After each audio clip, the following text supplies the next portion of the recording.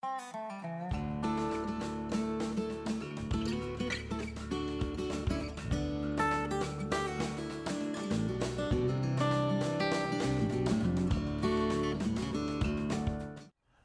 I'm John Hood. I'm the author of the new novel Mountain Folk.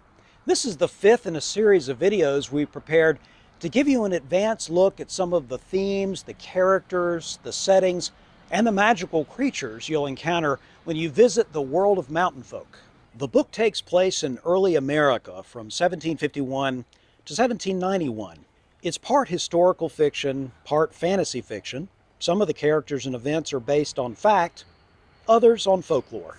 To make this combination work, I try to give enough historical detail that even my fantastical story sounds like it might have actually happened during the period of the American Revolution.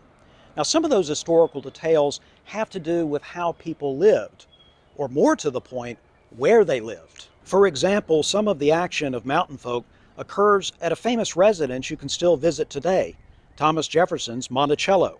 During the latter stage of the Revolutionary War, Jefferson served as governor of Virginia. The British tried to capture him, first at the Capitol in Richmond and later at Monticello itself. While Jefferson was entertaining Virginia legislators at his home, a young man named Jack Jewett arrived at Monticello in the middle of the night to warn him that the British were coming. Yes, that phrase ought to sound familiar. Jack Jewett's legendary ride, which I depict in Mountain Folk, was a bit like the famous ride of Paul Revere, though in my version, of course, there's a bit of magic involved too. Another historic home featured in Mountain Folk is Mount Vernon, the residence of George Washington. He's a significant character in the book, actually, from his exploits during the French and Indian War to his time as president. Right now I'm standing in front of Tryon Palace in New Bern, North Carolina. You can see the palace right over there. It was completed in 1770 as a residence for the royal governor at the time, William Tryon.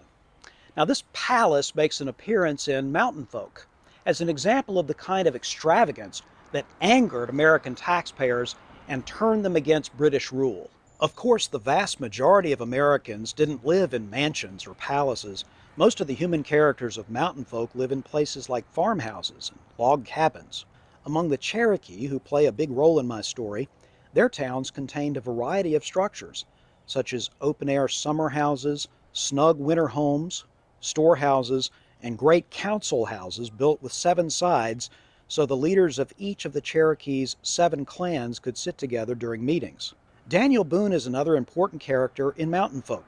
The frontier settlement he helped to found in modern-day Kentucky, called Boonesboro, was attacked by British Allied Indians in 1778. He and the other residents of Boonesboro defended their homes against overwhelming odds. That chapter of Mountain Folk is a personal favorite of mine.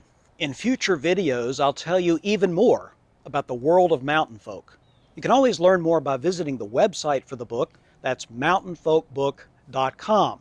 While there, you can learn how to order the book. Mountain Folk is scheduled to be released on June 8, 2021. See you soon.